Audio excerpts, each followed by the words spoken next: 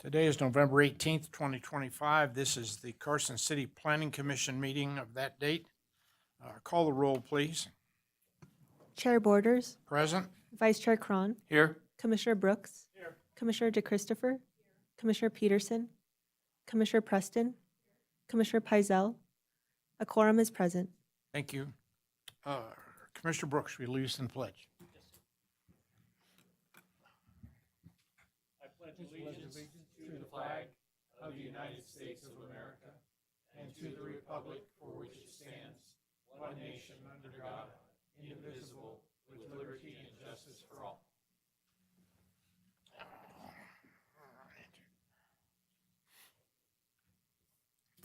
The public is invited at this time to comment on any topic that relates to a matter over which this public body has supervision, control, jurisdiction, or advisory power, including any such matter that is not specifically included on the agenda for this evening as an action item. No action may be taken on matters raised during this period of public comment. Is there any public comment at this time? Seeing none, we'll move off to item number 5A, which is possible action to approve the minutes of October 29th, 2025. Everybody should have gotten copies of the minutes in the late material. Are there any additions or corrections? How about a motion? I move to approve the minutes from the October 29th, 2025 Planning Commission as presented. Thank you. Is there a second? All right. Motion by Commissioner Crone, seconded by Commissioner Brooks. Any further discussion? All in favor say aye. Aye. Opposed, no. Motion carries.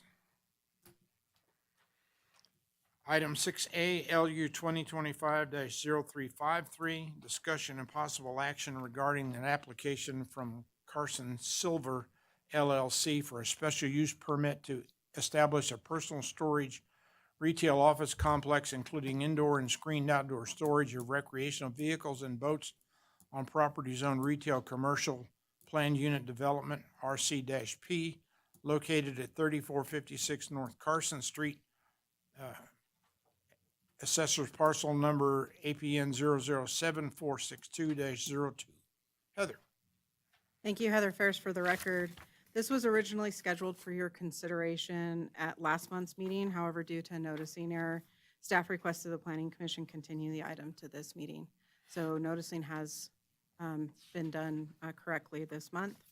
The commission originally approved an SUP for the same use at their July 31st, 2024 meeting.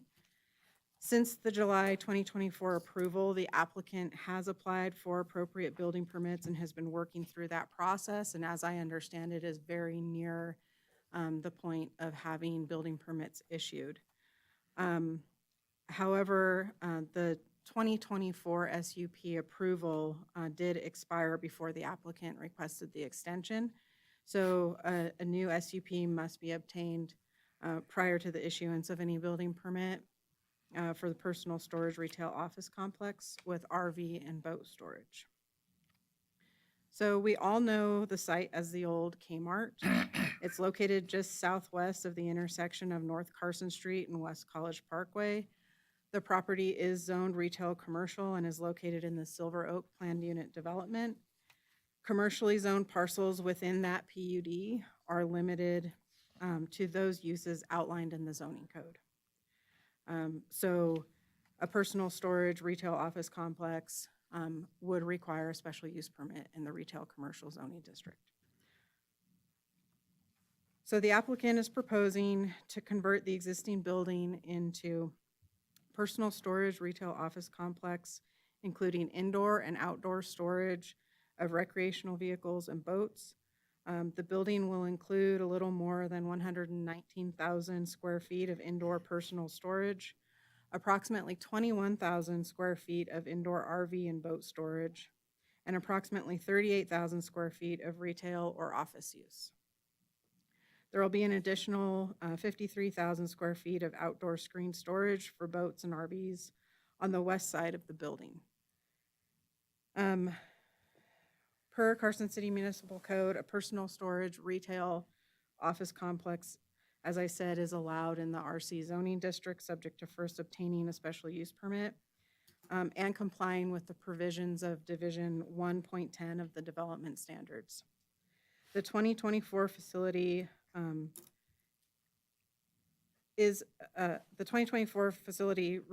also requested an SUP to allow for the height of the personal storage adjacent to a residential area to exceed 14 feet in height. However, in 2024, December of 2024, amendments to the Carson City Municipal Code became effective. And those changes included elimination of the requirement limiting personal storage facilities to 14 feet in height. So the existing 24-foot building does not require a special use permit for excessive height.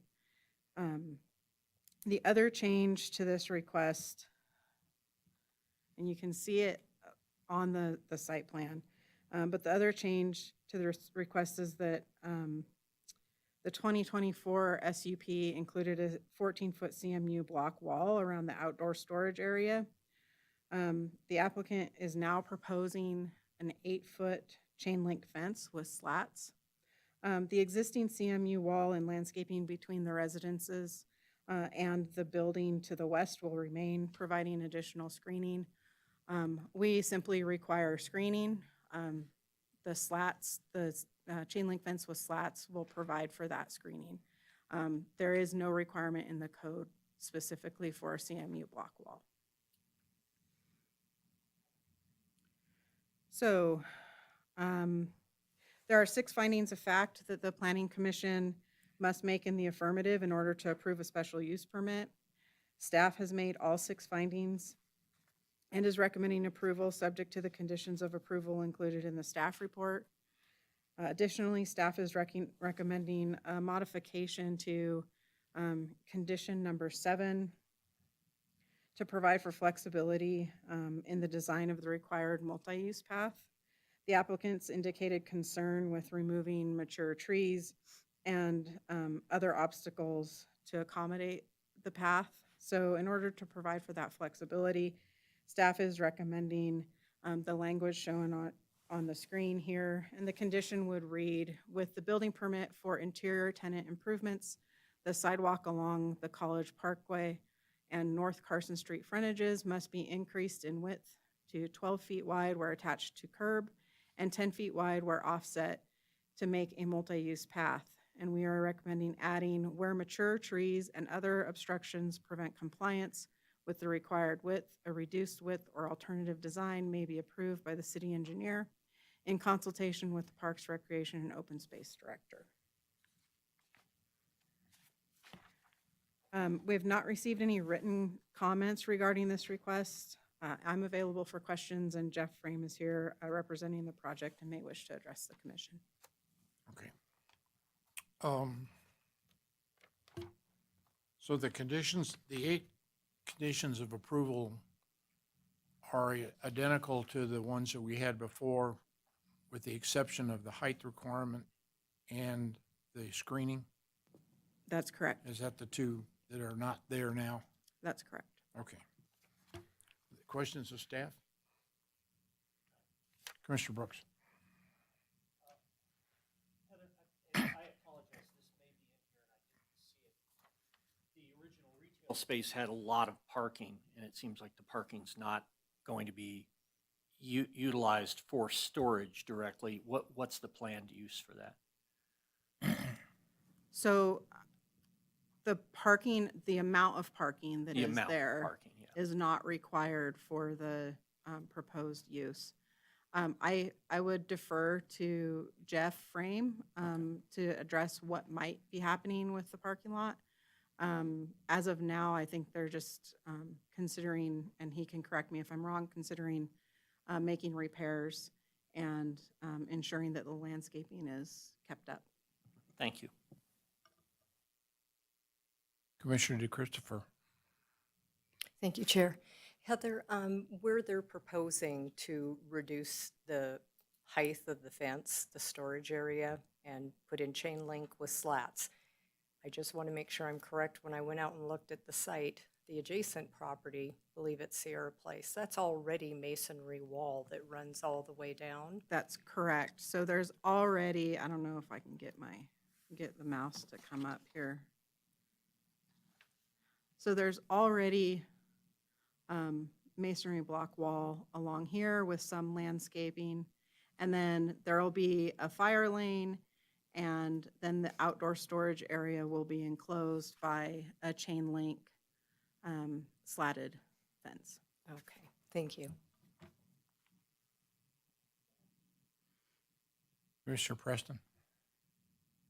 Okay, I'm just trying to clarify this, is that the block fence is the one that's between the retirement thing, and then it runs down, and it looks like there is going to be landscaping and then a chain link fence in that corner? Where it's marked green. There's existing CMU wall along the west Mhm. All the way to the end. and the south. Okay, so it That's is there. existing. Okay, They had proposed a CMU block wall around the outdoor storage as well. They're no longer proposing that. They're proposing an 8-foot chain link fence with slats. okay, I just wanted to make sure that the neighbors had the concrete block wall. Yes. Because I know There's that no becomes a proposal problem. to alter that. There's a Perfect. proposal to increase the landscaping where it's shown in green. Okay, great, thank you. Yes. Any other questions for staff? Is the applicant here?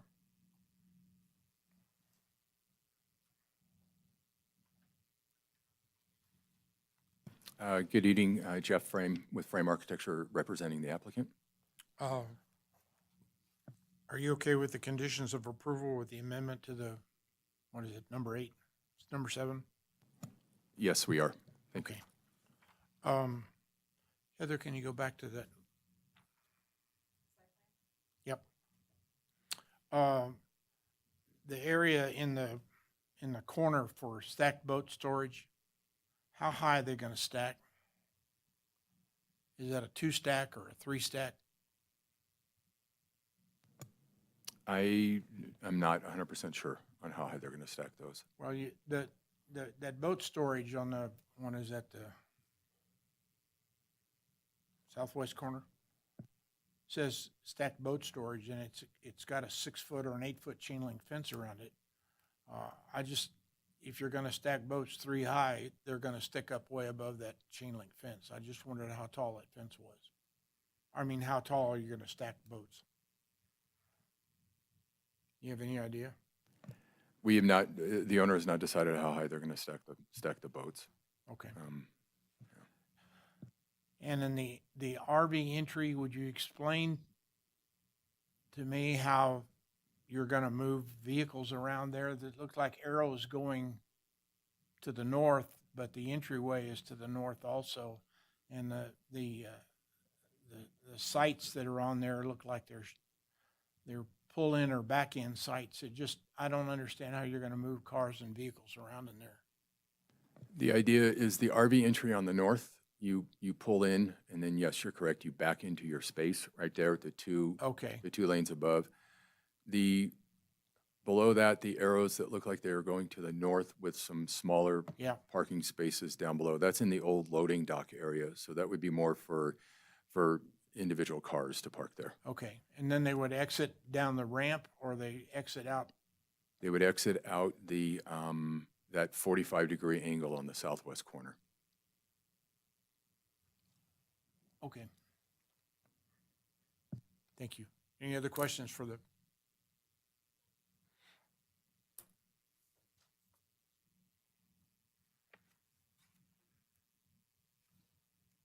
All right. Any other questions for the applicant? Public comment? Nope. Okay.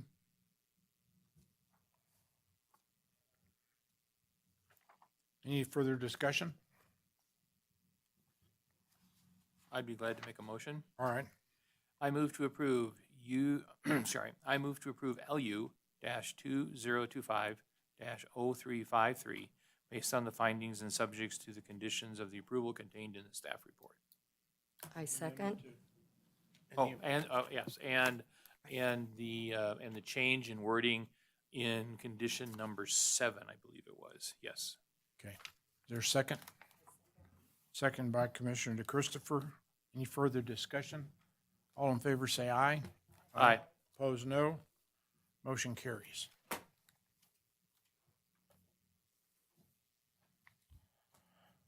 Item 6B, LU 2025-0354, discussion and possible action regarding the application from the Boys and Girls Club of Western Nevada for a special use permit to allow for the placement of 2 metal storage containers on property zone PR located at 1870 Russell Way, Assessor's parcel number APN 002-101-90. Heather. Thank you. Heather Ferris again for the record. So this item was also originally scheduled to be heard by the Planning Commission at last month's meeting. But due to those noticing errors, we did ask that it be continued. The Boys and Girls Club is requesting approval of the placement of 2 metal storage containers at their location on Russell Way. One container is in the fenced play area near the west end of the building, and the other at the west end of the basketball court. The container closest to the building is used by the Boys and Girls Club for the storage of supplies and seasonal items, while the other container is used by a lessee of the building, the dwelling church. Per CCMC 1804-187 and 1805-025, the placement of storage containers in the PR zoning district is allowed subject to approval of a special use permit and subject to compliance with the requirements of Division 1.103 of the development standards. And I'm happy to review any of those requirements and how the request is meeting those requirements, but I'd like to highlight a couple of them for you. Subsection 2F requires that containers be located so as not to be detrimental to the health and safety of the public. The westernmost container is currently placed partially within the required 20-foot fire lane, and that's on the right side of the screen. So staff is recommending a condition of approval requiring the applicant to move the container the required 2 to 2.5 feet east, closer to the basketball court fence to provide for the required fire lane width. And we have had discussions with the applicant, and they believe that they can achieve that. That's why we felt we could bring that forward with a condition. Subsection 2H requires the containers be painted and screened. The containers are painted, and the easternmost container located closest to the building is partially screened by the existing shade structure, building, and chain link fence, along with some landscaping. The westernmost container will definitely require additional screening. The applicant has proposed the use of chain link fence with slats on the north and south sides of the container, and then similar to the container at the MAC, there are existing wooden privacy fences along the rear of the residences to the west, and landscaping that help to provide screening from those backyards. There are 6 findings of fact that the Planning Commission must make in the affirmative in order to approve a special use permit. Staff has made all findings and is recommending approval subject to the conditions of approval contained in the staff report. I'm available for questions, and I believe Holly Beeson is here representing the project. Okay. Questions for staff? Mr. I had Cron. one. I wanted a little more clarification on the mitigation that you're calling for in your conditions related to the western container.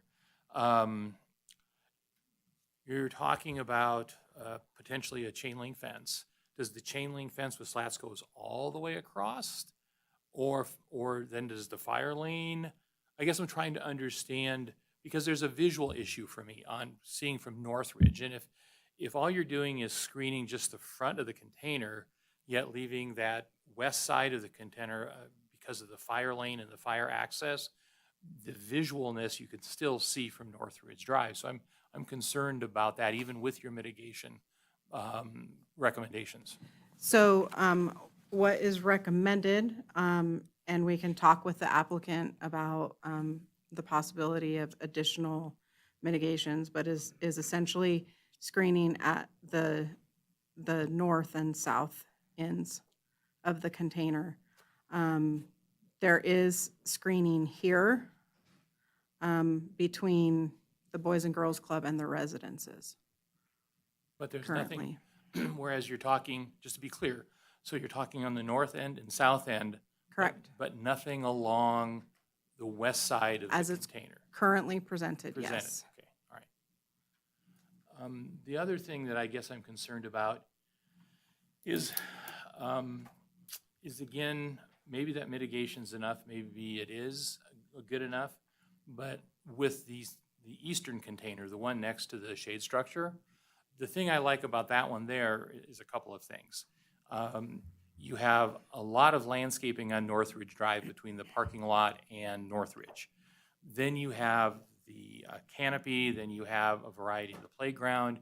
It becomes, in my mind, a non-visual issue from Northridge Drive. And even from this parking lot, the view on the right that you see right there, you have the other large container at the public safety, at the MAC. And that blends in really well there, and it swings around. I think it works really well in there. This one out here on the left just seems like it's plopped down in the middle of nowhere. And I guess I'm trying to, even though I think you've made a good effort to try to mitigate, in my mind, was just kind of set there because it was convenient. I'm just not sure I want it to stay there permanently. And so I'm having some concerns about that location in general, not so much the mitigation that you've offered, but just kind of that, is that really the best place for it on the project site? I'm not convinced that it is. Heather, if you, if you screen the north and south end of that container, that's where the door is. So you're gonna have to screen it away from the door so the doors will swing? Yes, that is my assumption. That's what I would assume the Okay. applicants would do. And So it's functional. it also doesn't look to me like there's 2.5 feet between the tennis court net and that container. If you slid it, I would guess there's probably a foot and a half, maybe. But if you slid it over there, I don't think you're gonna make the distance. I tend to agree with Commissioner Crone. I think it would be better done with the other one. But maybe we can ask the applicant. Yeah. Okay, any other questions of staff? Oh, I'm sorry. Go ahead. Heather, I have a question for you on this. And I know Google Earth sometimes is wrong, but where this one is that they're discussing, on the other side of the basketball court to the north side, there looks to be an open space adjacent to that sidewalk. Is that utilized right now On the north side, on the north side? I don't believe it is, but I would defer to the applicant. Okay, because I'm just wondering, rather than try to move it 2.5 feet, why it wouldn't just be there and then screen it, on the three sides, and that way they'd still have access from both ends. You swing it around the corner. Yeah, just swing it around the corner, because it looks like it fits there. So anyway, that's my question. Okay. Is the applicant here?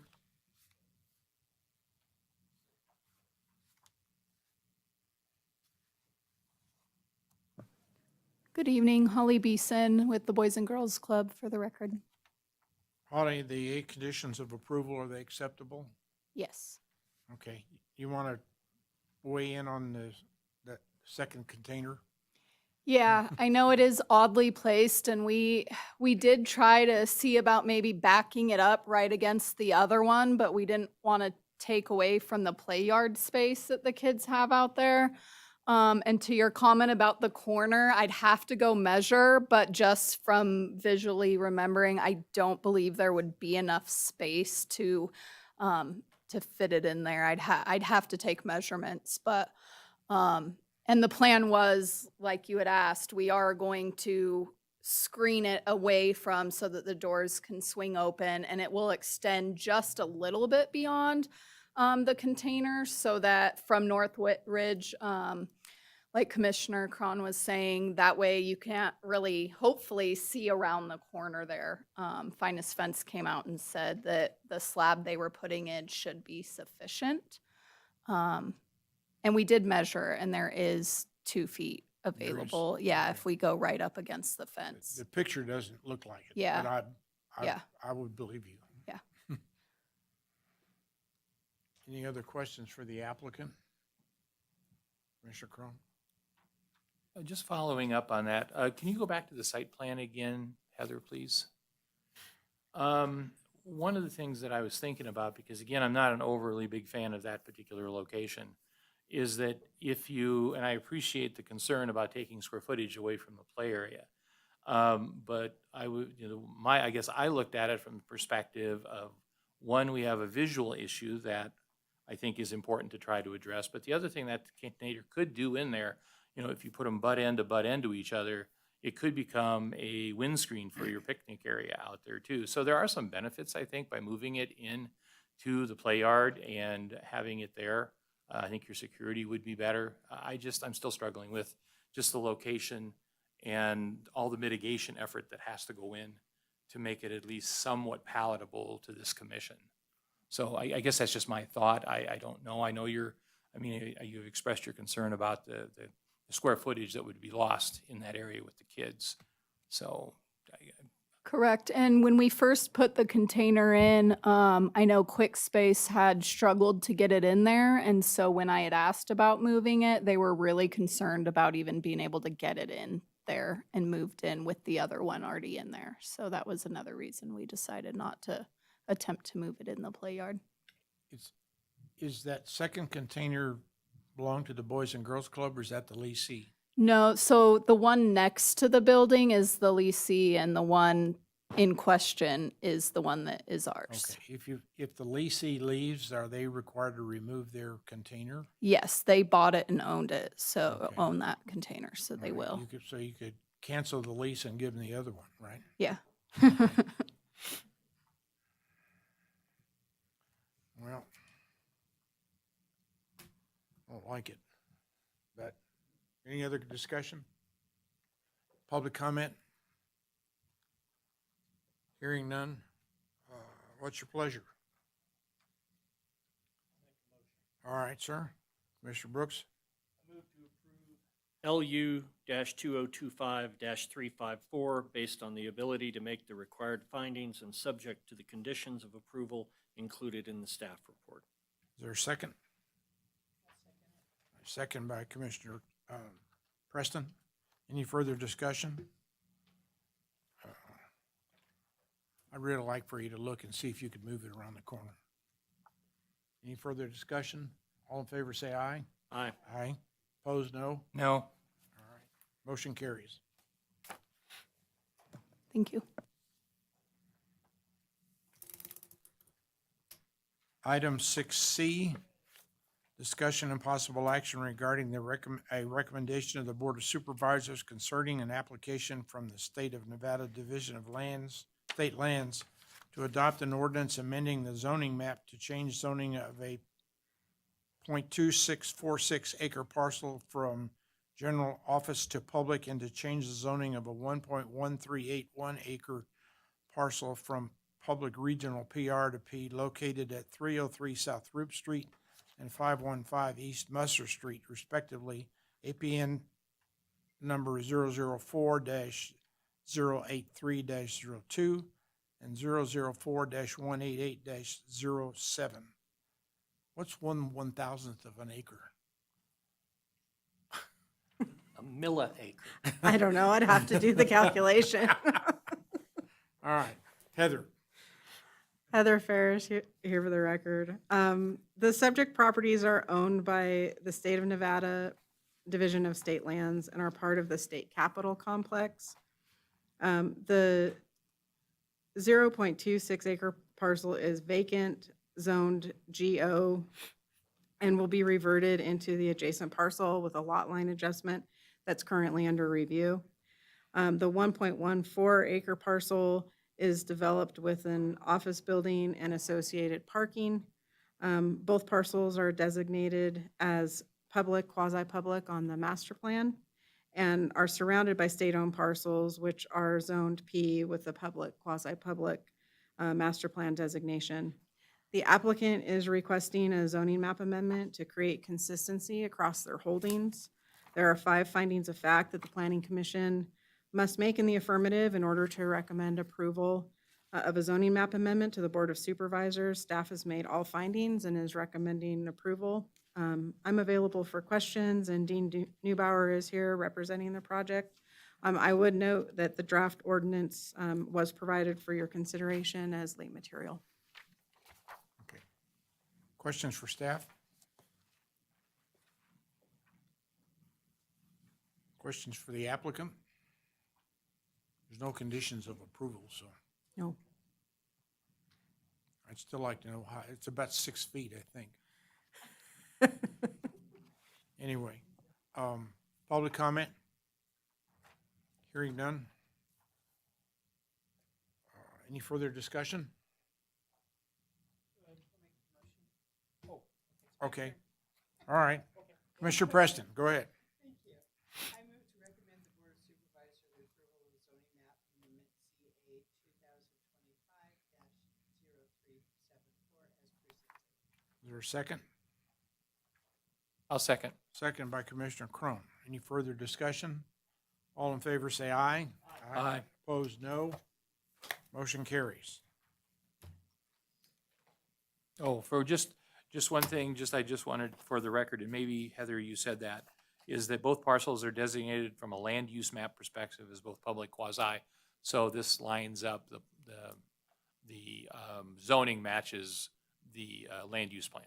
That's correct. Okay, just for the record. Thank you. Item 6D, PUD 2025-0387, discussion and possible action regarding a recommendation to the Board of Supervisors concerning an application from Silver Oak Development Company, LP, to adopt an ordinance amending the Silver Oak planned unit development to modify the minimum front and side yard setbacks to accommodate side-loading garages for Silver Oak phases 25 and 26. APN parcels number 007-552-19,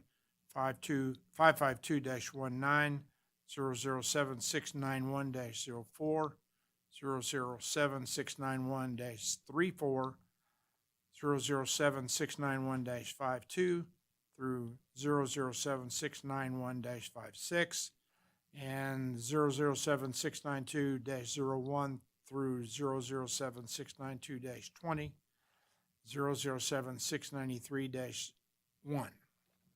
Heather. Thank you. Heather Manzo for the record. So this request is specific to a couple of the last remaining phases of Silver Oak, and most specifically the cluster developments within phases 25 and 26. So phase 25 is one that already has a map recorded, which is on that southern portion shown here, and I believe some of it's already under construction. And the southeast portion of phase 26, which is that northern piece, about half of that is a cluster development and half of it is outside of the cluster area.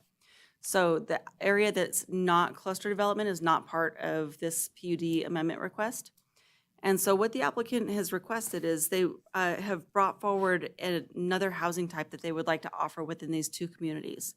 And what it consists of is a side-loaded garage that offers a 3-car garage design where some of their other offerings are 2-car garage side-loaded, and then also the 2-car garage pull-forward design that is customary of a standard house design. So with this, the applicant did provide kind of a site plan of what a 3-car garage side-loaded design would look like on a lot. And what they're proposing is, in addition to the other front setback standards, to propose an additional one to allow for that side-loaded garage to have a 10-foot front setback. And what they have shown is that On that wall that faces the street, they actually have windows and some embellishments on that elevation, so it doesn't look plain and it's not, it goes along with the rest of the house. So staff is recommending that the Planning Commission recommend approval of the PUD amendment. And then when this goes on to the board, it'll join up with a development agreement amendment as well. So I did receive a couple of phone calls from interested neighbors within the area. Nobody provided any public comment, and the applicant is available if you have any questions for them. And this is the recommended motion. If you have any questions for me, I'm available. Thank you. Questions for staff? Heather, in the other parts of Silver Oak, are there side-loaded garages? There actually are. The applicant provided several different examples in the application, and those are spread throughout Silver Oak. So there are many examples of side-loaded garages throughout. There are two-car side-loaded garages. So they're not, they meet the same, the old setback? They do, yes. Okay. Any other question for staff? The applicant? They here? Somebody. Somebody has to say yes. Yes, the applicant is here. I apologize, I misunderstood your question. I'm sorry. The conditions of approval, all 7, are they Yes. acceptable? Yes, Is the only time you're going to use this 10-foot setback then when you build a 3-car garage? Is that the idea? so there's an existing 10-foot front setback, but it specifically says to living space. So what Yes. we added in was a 10-foot setback to the side load garage. Yeah. So it would be for any side load garage product, but it doesn't expand the existing 10-foot setback, if that makes sense. There's already a 10-foot setback. It just allows it to the garage. Well, I guess what I'm asking is if this never happened, then you could still build this house, but it would be a 2-car garage. If you didn't get the 10-foot setback, if you had to go back. Am I making It would any depend sense? on the lot size, Yeah, I'm- because you'd have to meet both the front setback and the rear setback. Right. So this would allow for any side-loaded garage product. Okay. Where the 2-car garages is set, the house would be less deep, if that makes sense. Mhm. So it could fit. No, I'm sorry. I'm just saying, if this Okay. lot number 2 that's up here in this Mhm. house, if that was only a 2-car garage instead of a 3, you've got a 3-car garage in this diagram, correct? I can assist, Chair Borders. Okay. So what the standard is 10 feet, as it is currently, 10 Yep. feet to living space and 18 feet to the garage. Okay. So even if the garage isn't facing the street, it would still have to meet the 18-foot setback. Yeah. So that's why they're in to request the 10 So, foot to the yeah, side. and I understand that. I'm just trying to say, if this was only a 2-car garage, they would have the 18 feet. Essentially, because the 8-foot Yeah. door on the single car, you're correct. Okay, It would be pushed back further. It wouldn't have the 10 Yeah. foot. Sorry. I got you. We're all there. All right. Any other questions? Mr. Cron? Yeah, I had a couple questions, because when I first saw this, I was really kind of curious what was driving this change, and that was the first question that came to my mind.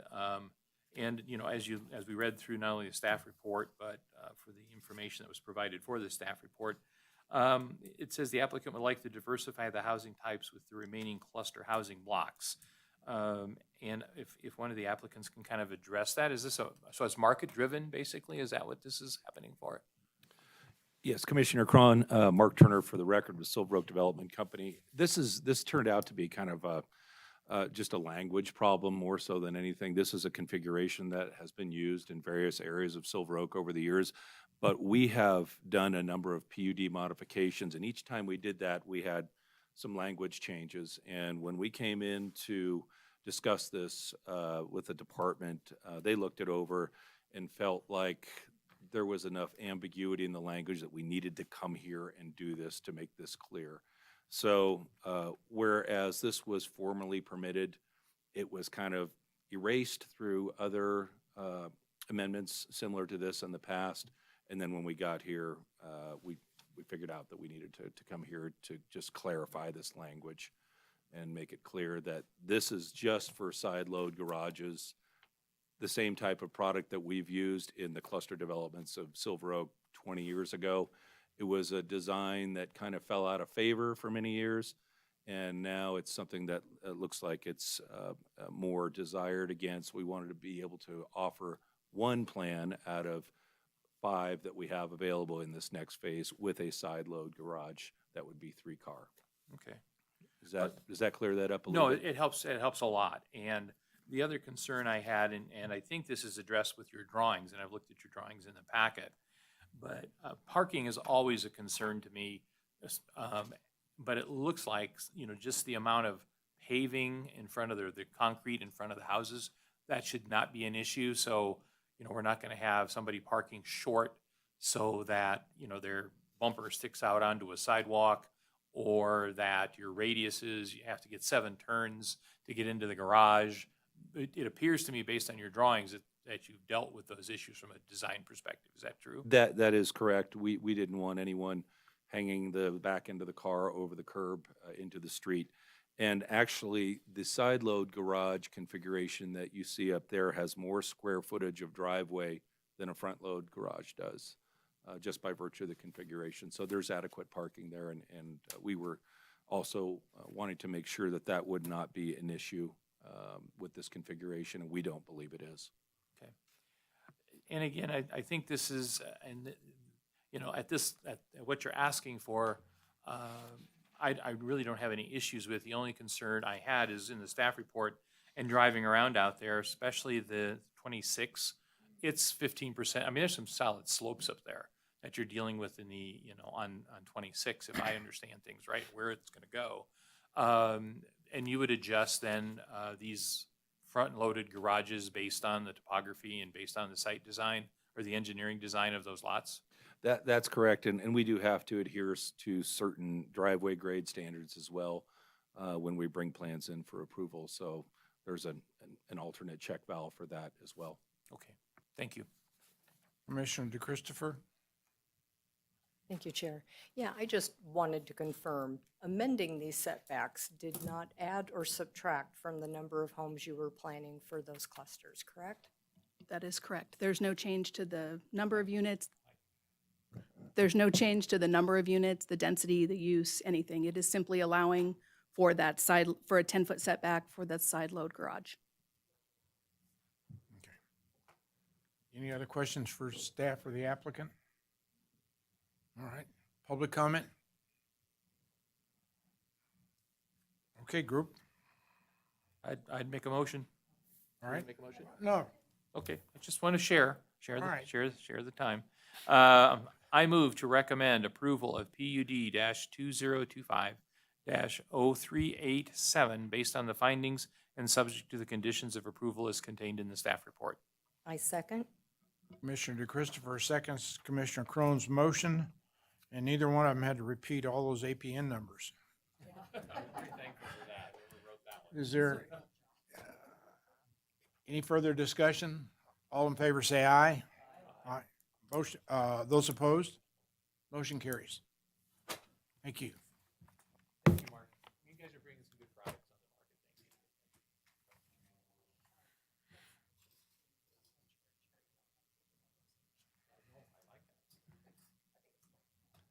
on the market. Item 6E, come on. Item 6E, LU 2025-0376, discussion and possible action regarding an application from Rental Guys to expand the outside storage associated with special use permit SUP 07-144 from 3,600 square feet to 21,430 square feet of outside storage and 1,800 square feet of display area associated with equipment rentals used with outside storage on a site within the general commercial zoning district located at 2292 South Carson Street, APN number 009-052-07. Heather. Thank you again, Heather Manzo for the record. So this site is located on the west side of South Carson Street. and to the east of South Curry and just to the north of Rhodes. About 20 years ago, this used to be the site of S&W, which is where that original special use permit had been approved. They were a feed store and had some product that they had been approved to have outside as part of their outside display. So their area was very limited. They moved locations and kind of shut down operations at this location quite a while ago. And there have been multiple changes to the businesses operating out of this site for over the past several years. Our newest operator are the rental guys, and they kind of came to us in an unusual way where they didn't realize that they were out of conformance with some things. So they had applied for a business license like they're supposed to, and it was granted because we inadvertently had approved something that we didn't realize was out of conformance with the previously approved special use permit. So they've been in operation for a while at this location with exactly the operations that you would see if you had visited the site before the meeting. With that, they did receive some code compliance notices to let them know that, hey, your operation is way outside of what the original special use permit was approved for. And so over the past several months, they've been working with staff to refine their application to make sure that they can come into compliance and request a special use permit and get before you. So this isn't an operation without ask for permission after making a mistake. It really was that they were acting in a way that they thought was appropriate. They obtained their business license and everything. So with that, we have a request for a combination of, it's an amendment to the old SUP, and really what it's going to do is, with this, if it's approved, what we're recommending is that we just sunset the old SUP. The operations are very different. Our code now identifies a rental equipment with outside storage as a completely different use than a retail with outside storage. So it's a totally different animal in terms of our code. So we're recommending sunsetting the old code or the old special use permit, establishing the new one with all new conditions of approval. So with this, they're proposing some outdoor display that is outside of their fencing area along Carson Street. And that is identified in blue here in that landscaped area. And I do have some pictures that I took right before all the leaves fell. So there are a lot of deciduous trees throughout the site that are still living.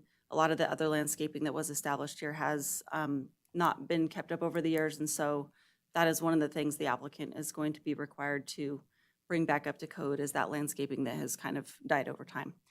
So the two display areas are areas where the applicant sees changing out different equipment for display based on what the market might be, winter equipment versus, different seasonal things that are popular at that time. And then behind that is a landscape area and some gates. And then everything behind that is meets the outdoor storage standards. So it's fully enclosed with chain link, with screening, and they've got gates that they close at the end of the day to secure their equipment. So when we were working with them, while a lot of it really is outdoor display because they've got their rental equipment there for display when customers drive onto the site, they can see what's available. It's considered outdoor storage because it's within that kind of outdoor storage qualified space. So that's the blue versus the red on these site plans. So I did take some pictures, like I said, before all the leaves blew on that big windy day. The first picture there on the left-hand side shows where that display area is going to be. There's already a couple areas that have a little bit of a leveled space where the outdoor display would be. Those areas would need to be of like a paved material of some sort, both to drive the equipment onto and also to land it on there. Everything else will be landscaped. And then I just took some pictures around the site. So as we can note, the site's pretty clean, but it doesn't really meet code in terms of the surface material that we would require for this type of use. So the areas that were identified on the site plan that are green are those areas that were previously landscaped and will need to be brought back up to landscape standards with ground cover, irrigation, and plant material. And then the areas that are identified with that red like the narrower areas and things like that, where they have identified it as display area, that will need to have some surface as well. And it really just depends on what kind of material they have out there for display. So one of the main ones is that 5,900 square foot area on Curry. That one, they plan on having some of their bigger, heavier equipment for rent. And so that one, there is a condition recommended for the type of surface material that would be required in that location. Most of the other areas are within the parking lot and it's already paved. And then you've got those narrower areas on the north and south side of the site that will need to have some sort of ground cover that isn't just dirt. So those are all contained within the conditions. Because this is a current operation, we did put conditions on this to bring these things into conformance within 90 days rather than, a year or something like that. We want to make sure that we get them into conformance as soon as possible. So we are recommending approval with the conditions that are recommended. I haven't received any public comments on this item, and the applicant is available for any questions you may have for them. And Commissioner Cron. Oh, thank you. Couple questions for you. Can you go back to the site plan, please, Heather? The display areas, is that going to remain gravel and rock versus a paved or concrete surface? What's the thinking on that? sorry, The areas the of blue. The areas of blue. It'll need to be a paved surface. A paved surface of Yes. some kind, whether it's concrete or whether it's asphalt, it just has to be paved. Yes. So because I know in the back you've talked about some sort of a compacted gravel surface for some equipment. So, but you're thinking this would actually be a hard surface up front. Yes, that's correct. Okay. Then the other question I had was with a condition of approval number 6, the 90 days, I think, is very optimistic considering we're in the middle of November. So even though it does say that the community director has the ability to, basically waive that for a little bit upon inclement weather, are you comfortable with that wording that you can enforce? Because the other ones have 7 and 8 have July 1 as the drop dead date. Are you comfortable in with the language in 6 being able to enforce that?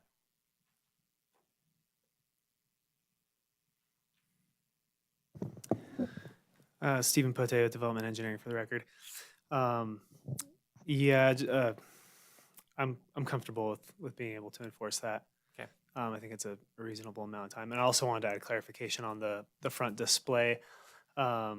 Since it is based on the vehicle type, if they wanted to just have the heavy metal tracked equipment in one of those displays, then the material would apply there too. So that could also be a compacted base or something like that if they're using that.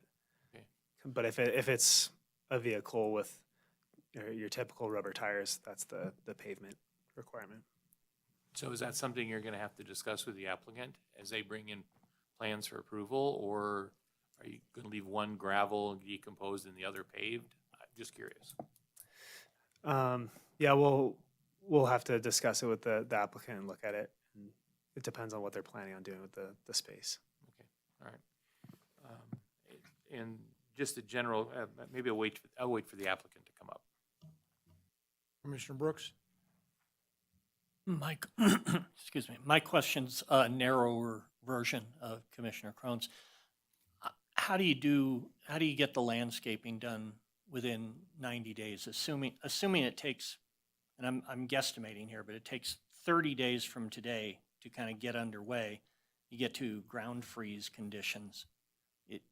I guess I was just wondering how realistic that was, or if there are other examples where it's been done in the past and it's fine. So it's not about getting the landscaping in, it's about getting the landscape plans submitted. So Thank you. Commissioner DeChristopher? I think I'll wait for the applicant. Mine's going to be Okay. better suited. Thanks. Commissioner Preston? I didn't see it, maybe I did not, maybe I just overlooked it. But in the area that is in the blue and white hatched for the 2 displays on either side of the sign, will the equipment be higher than the sign at any time? Or is there any kind of restriction on the height of the sign, height of the equipment as compared to the sign? Staff didn't place a condition on that because I don't know what kind of equipment they have, but the applicant can speak to that when they come up to answer questions. One more question is that some of the area that you said that can be the compacted D and G, the landscaping requirements, are they going to be the compacted D and G with the grasses and barberry and stuff that's already existing along that corridor?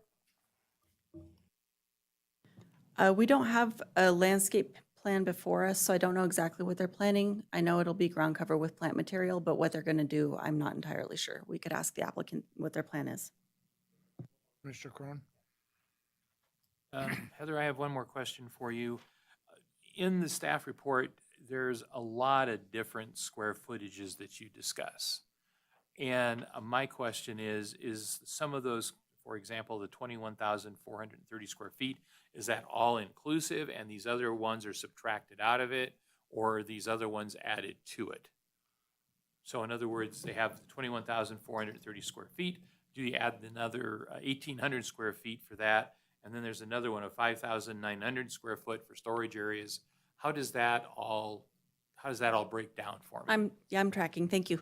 Okay, so the 1,800 square feet is the blue hatch only, and it's not inclusive. The 21,430 does not include that. It's separate.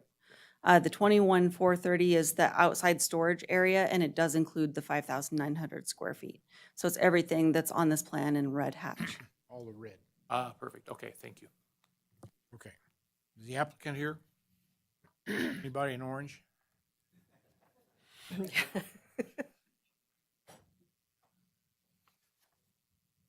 There are 8 conditions of approval. Have you read them? Yes. Please make it turn green. There you go. Tell us who you are. Good evening, Jason Stolman for Guy Rents, Inc., All right. And better known as Rental Guys. the 8 conditions of approval are acceptable? Yes. Okay.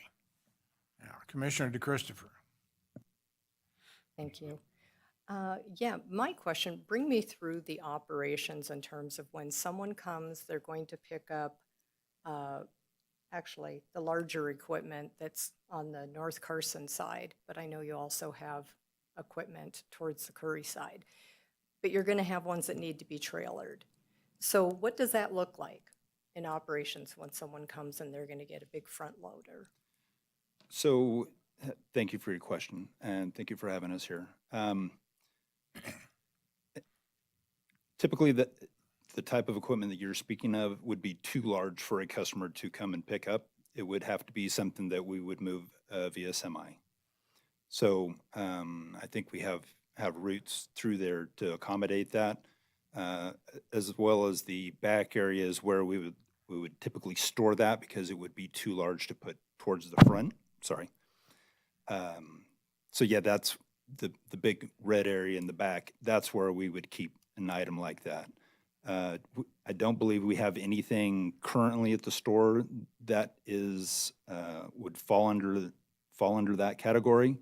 But we do have it at other locations. We do have 14 other stores, and we do our fleet is kind of fungible. We will move it to where rentals are requested. For the most part, they wouldn't even hit the store unless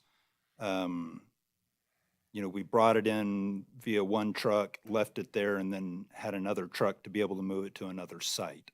So that back area would be just kind of like a temporary housing for a really large piece of equipment.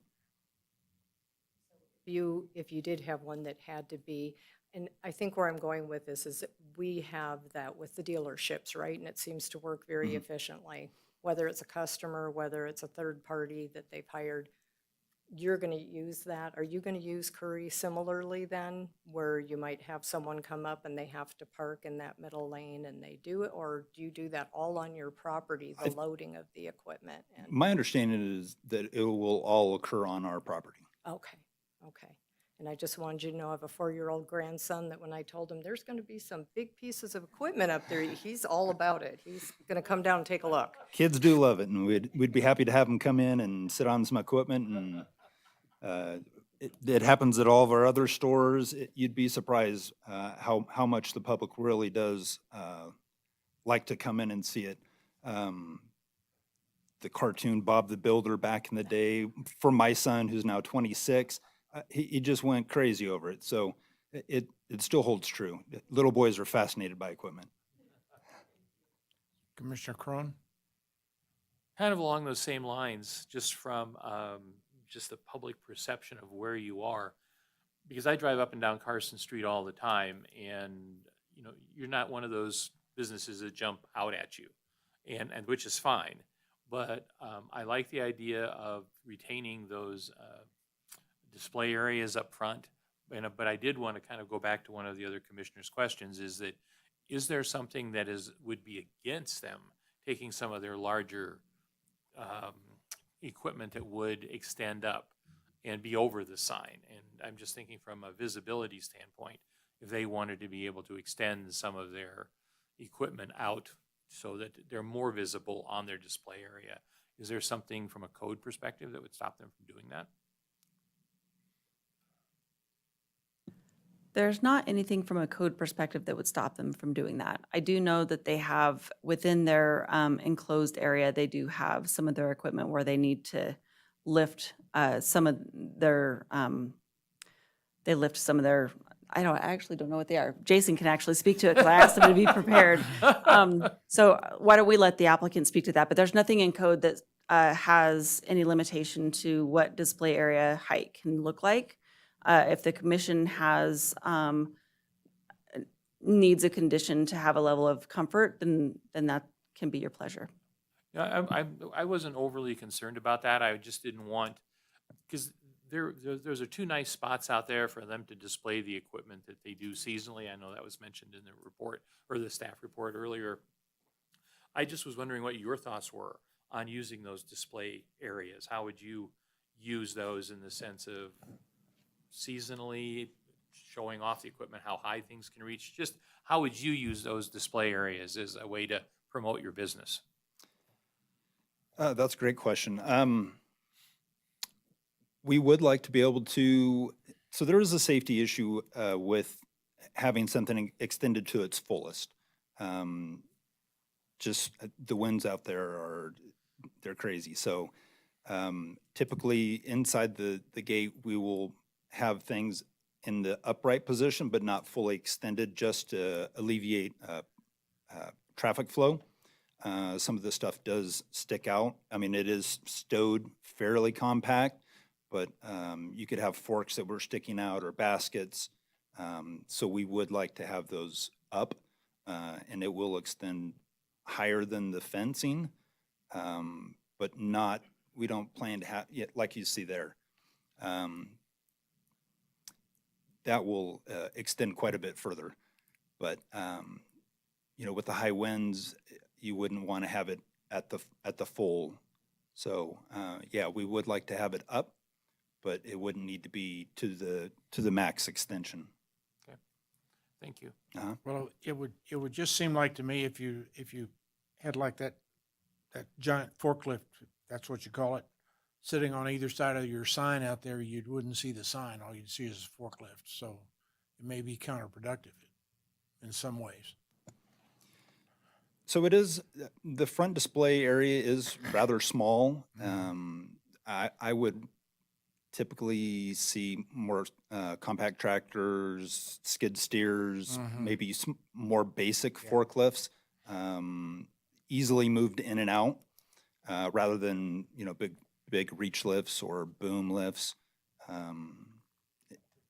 It would just, something smaller would be better. Okay. Commissioner Preston? One of my concerns on that is the height, because you also have your neighbors next door to the north, and they also have a monument sign that's kind of parallel with yours. And if we have two equipment pads on either side of that sign, it could possibly obstruct their visibility, which right now they have a difficult time where like Minuteman is, and there's a body shop and there's some other things that if you're heading north, you can't even turn left into their property, they actually have been cutting through yours, and I know I'm guilty of it too. So that's one of the things that I do have a question of, is because that would actually affect their visibility too. The other question I had was, again, what kind of landscaping are you proposing? So we've engaged with a landscaper. We have not come up with a landscape design. We're kind of waiting for approval first. So a landscaper is available and ready to come up with a design to meet all city codes. I don't know what that looks like. No, and see, the thing is to be perfectly honest, I don't know what it looks like anymore for an existing business either. And so that would be one of my questions. The other thing is that if you're going to be taking, your back entrance on your west side is a lot different than what is the back entrance behind the car dealerships, because they actually have a middle suicide lane, and you don't have that. You have 2 lanes and a curve on the back of Curry. So I'm just wondering, people trying to, make a left-hand turn out of the back of that Curry might be a little bit tough too, as far as somebody with a trailer that may not be as familiar with it. Because that is that's a tough street. Curry really needs some work, so. If I might, Keith Schaefer with Resource Concepts. We're Thanks, Keith. helping the applicant and the tenant there at the site. We're not proposing any changes to what has been there for several decades. When it was Tractor Supply, when it was a feed store, that entrance was there and. But they're not picking up big trailers. I mean, they're not picking Well, up trailers with skid loaders. I- I mean, that's what I'm saying. Well, you know? well, I can appreciate that. I think that they delivered hay, so people would show up at the feed store and get a load of hay on a trailer. I don't think we're talking about a traffic issue, and as Jason indicated, they're not talking about parking out on the street to unload any equipment. Okay, out on that that's my street main and in that concern, is that, unimproved area, so. that there really truly is no place on Curry And Street there to do is, that. just so you know, I know it looks pretty busy, but we have routed this site so it has appropriate turning radiuses, for fire trucks and emergency vehicles and trailers. And so we've seen them operate for the several months. I've rented equipment from them, brought a trailer, and pulled it onto site. They load the trailer, and then I can. But you have more capability than I would. That's what I'm just gonna say.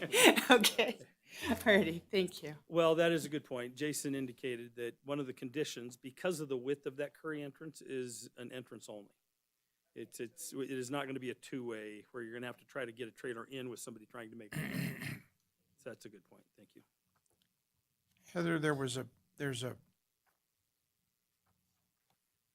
this whole site is subject to an inspection from code enforcement.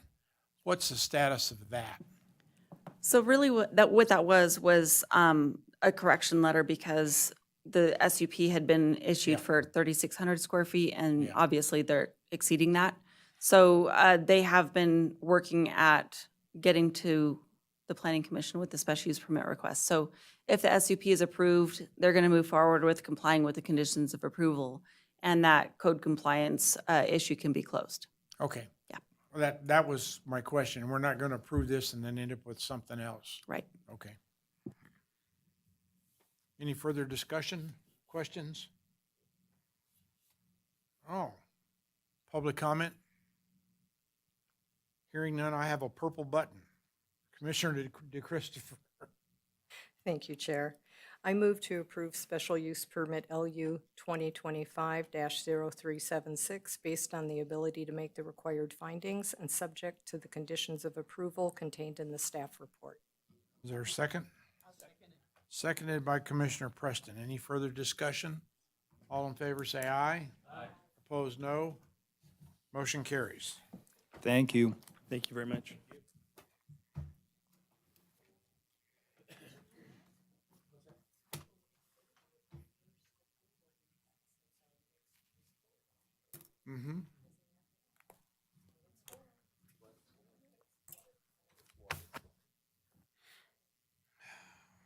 Item 6F.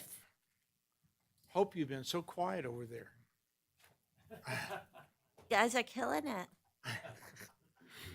Discussion and possible action regarding an application from the State of Nevada Public Works Division for a special use permit to allow for the construction of two-story office buildings and one four-story parking garage on property zone P located at the southeast corner of South Stewart Street and East Fifth Street.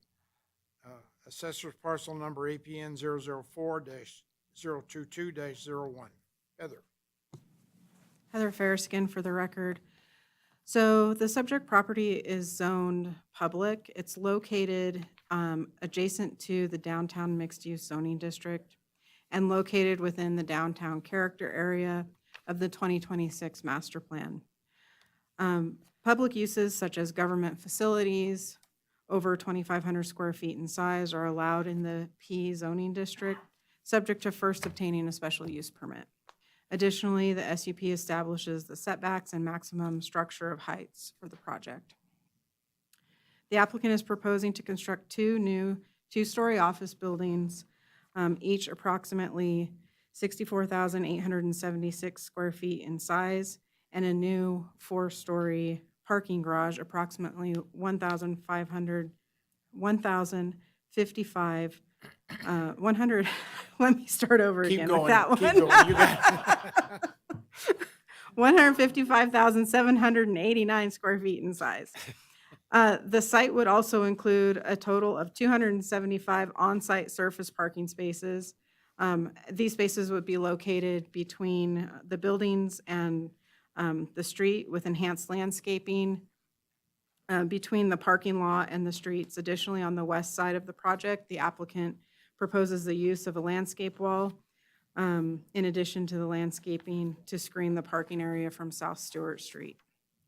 The office buildings will be two-story, 36 feet in height to the top of the main parapet wall, 41.5 feet in height to the top of the central parapet wall, and 44 feet to the top of the stairwell parapet. Architecturally, the office buildings are in keeping with the urban character type of buildings expected in the downtown mixed-use zoning district. Its design includes articulations on all sides and the use of windows and doors to step down the building visually.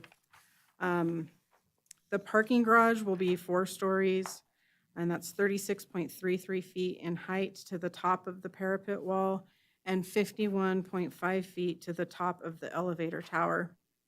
Additionally, the parking garage will accommodate photovoltaic panel canopies on the east and west sides of the building. The parking garage will accommodate approximately 450 parking spaces and dedicated space for fleet storage, as well as mechanical rooms. So as shown in the site plan and in these renderings, the landscaping will provide buffers between the street and the buildings and will provide visual interest along the streetscape. Landscape wall and berms will be utilized to provide additional screening of surface parking from the street. Landscaping will be incorporated into the plaza area with a mix of hardscapes, existing trees, and new trees and bushes. There's a couple more renderings.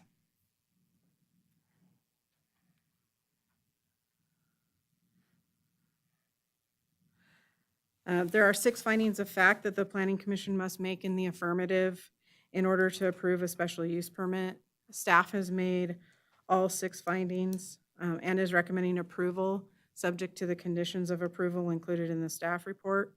Additionally, staff is recommending a modification to condition number 8 to allow for flexibility with the location of the deceleration lane on Roop Street. The applicant has indicated that with additional state buildings planned further south on this parcel, the location of the deceleration lane in the traffic study may not ultimately make the most sense. So we are proposing some language to provide the applicant with the ability to work with the city to establish the best location on Roop Street for that deceleration lane. to serve both this project as well as future projects. So condition 8 would be modified to read, prior to issuance of a site improvement permit, plans must be submitted which show construction of the deceleration lane on Root Street to the satisfaction of the city engineer, striking the language recommended by the traffic impact study.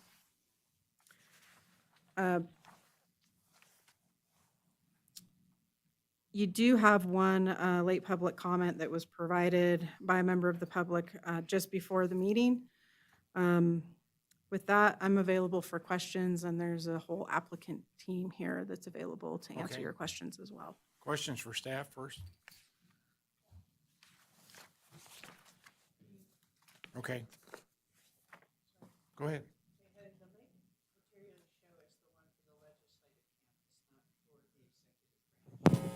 Yeah, that was requested to be provided by the chair. No, it's for the concept. I'll get into it.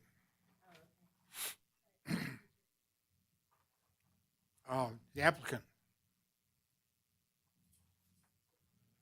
Bring the team.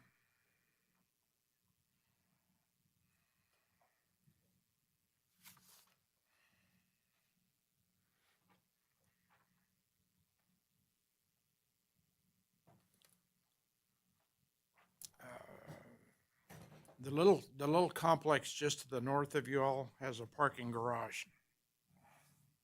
And you all are gonna park another 725 automobiles along with the other 400 they're gonna park. Where are all these people coming from?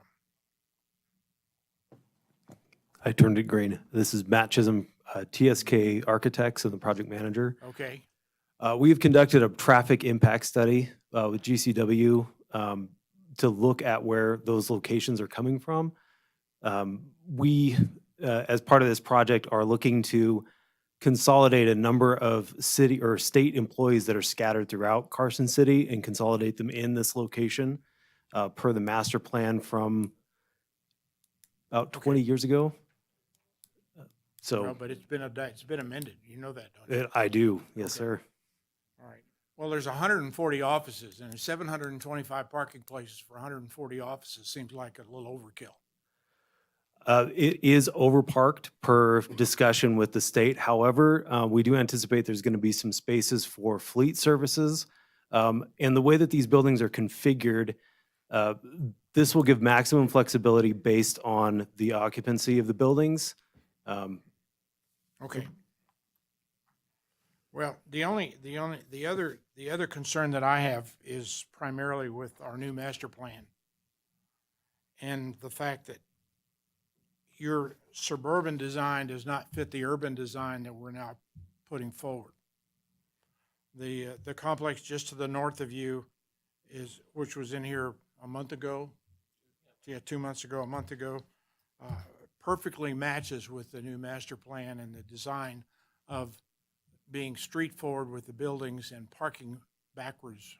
And I just think this is exactly opposite of what we're trying to create. Now, I love the buildings, they're gorgeous.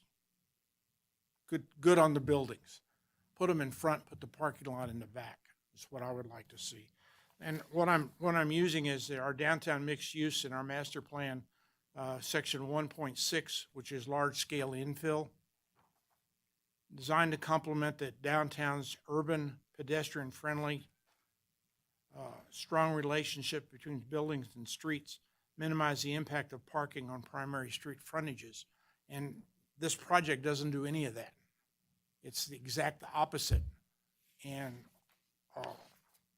it's going to be the eyesore of the whole of the Capitol complex and the rest of downtown when it all becomes more urban setting. And I guess I would like to see if there's any flexibility in you all trying to make this match with our brand new master plan.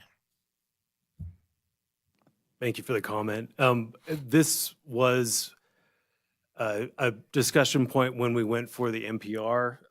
One of the major factors is a push from the governor's office to have the buildings oriented in such a manner that we protect the central mall area, which is the green space in between the buildings. We are going to be picking up the pattern that is further down on Stewart Street at the Bryan Building, which does have that more suburban development with the parking on the exterior. And some of the other reasonings that we came to this conclusion with the help of our team was looking at principles from SEPTED, which provides several layers of separation from roadways, from possible bad actors, to use a term that we have to encounter too many times now, to keep the buildings set back farther enough where we can provide layers of protection with landscape, with obstacles, and drive aisles that will keep the public and the inhabitants of the building safe. Does anyone from the public or from the state like to continue that discussion? Nope? Okay, thank you. Can't, nobody wants to touch that. It is a hot potato.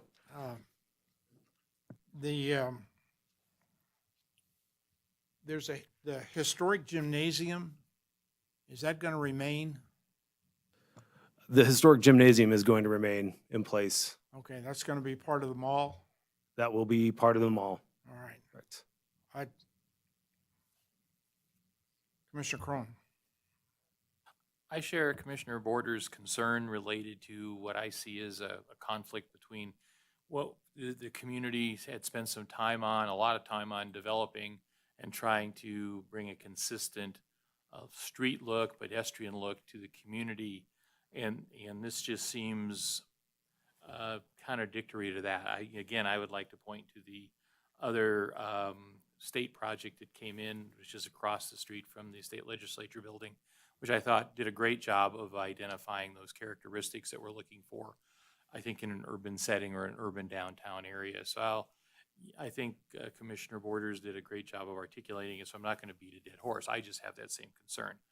The other thing, though, I'd like to kind of continue on with is, and I don't know if you brought your architect with you or not, but maybe you can help me. I would like to have, for the community's benefit, why some of the architectural principles that you used in this building blends with our downtown and has the opportunity in context, not only with the Bryant building, but also with some of the downtown architecture, how, from a historical perspective, one of the criticisms we've heard through the public planning process for the master plan is that we are losing, we want to have a downtown that's somewhat historic, somewhat some of the architecture, so it doesn't become a modernistic piece of architecture that's sitting there. So if you can help me or help the community understand what were some of the architectural concepts you used that, one, put these buildings in context to the surrounding area, as well as being adjacent to the historic downtown that we have. That's a good question. Sounds like my master's thesis. So I will have to dip back a little bit into one of the early master plans that this project is following. So there has been a master plan for the state's land here to develop this public mall and basically stretch that from, I think it's King Street all the way down, trying to remember how far down south it goes. But that concept of having a central public green space mall that's flanked by public serving buildings was the main driver for this project. This project actually is the second iteration of this project number for our team, where we started at the head at the original project. This project is starting that mall process from the middle. So we're looking for these buildings really to be the backbone of like public service buildings, with more buildings that will be coming in future projects as this develops. In terms of looking at materials and articulation and layout, I think our team really tried to identify scale. So looking for buildings that were appropriate scale, looking for ways to be compliant with materials and modulation, and really leaning into the opportunities we have with the landscape and perimeter, and being able to use a really kind of wonderful layout and site to set this public mall up as kind of the heart of this concept. So this is something that's been in the concept phase for many years and is possibly getting implemented with this project now. Is that sufficient? Yeah, I but do you can- have you a can civil s- engineer that can answer as well. You can still do that. You can still do that. If you flip this, you've got your buildings with a 20-foot barrier, and the entrance is on the parking lot side, which is next adjacent to the mall. So people can go to the mall, they can park and go into the mall and picnic if they want to. They can park and go to work. They can park and go to do their business in those offices. And okay, it flies in contrary to about 3.5 years worth of work we did to get a master plan together to make the that the community has adopted and has endorsed, to make it look like we think it ought to look. And now we have our first new building, and so you're asking us to throw it all away and start over again. And it's really hard for us to swallow that. Understood. Commissioner Preston. I'm going to have to agree with Commissioner Borders, is that we actually, and just to kind of give you kind of the history, is this mall has been sitting here for 25 years without any development, with the exception of the Bryan Building in 2006. And initially, what was supposed to happen with that, there was supposed to be a mirrored building for a DHHS on that corner. The rest of this was pretty well open, and they didn't know what it was going to be. Dieter wanted it, you know, education wanted it, all sorts of things. But any time that it was actually looked at, is they wanted to definitely keep the mall. But they also wanted to keep the continuity within Carson City, because one of the things is it's kind of a tough deal to be a capital city, but then have private people in here, but not understanding the difference between legislature and executive. And I have to tell you, I'm kind of disappointed, because I was always executive, and legislature got it, you guys dropped it here on this. What we've done, I do appreciate the 2-story buildings, rather than doing something like the Kincaid, because if you would come in here and ask that, that would have been really a no-brainer, because we know our fire department can't go over 6 feet, or 6 stories. So we get that. But I would like them to be brought to the corners. I mean, we actually looked at an apartment complex of 250 odd units behind Reds, and all of the parking had to be in the back and off of Stewart Street, because we want to use that as a corridor to enhance the other buildings that you have down there that you already have figured it out, you know, and your capital campus itself. So I'm with Commissioner Borders. I think we need to come back to the corners and put your parking in the back. Commissioner Brooks. Thank you, Mr. Chair. I'm going to ask for a couple of guesstimate questions and then a more direct question. What's the proposed budget for the whole project approximately? As of our last pricing effort, we're at about $111 million. Okay, thank you. And this is going to be a vague number, but to rejigger the project, that's a technical term, to accommodate this kind of thing that we're talking about, can you give me an order of magnitude about what that would cost?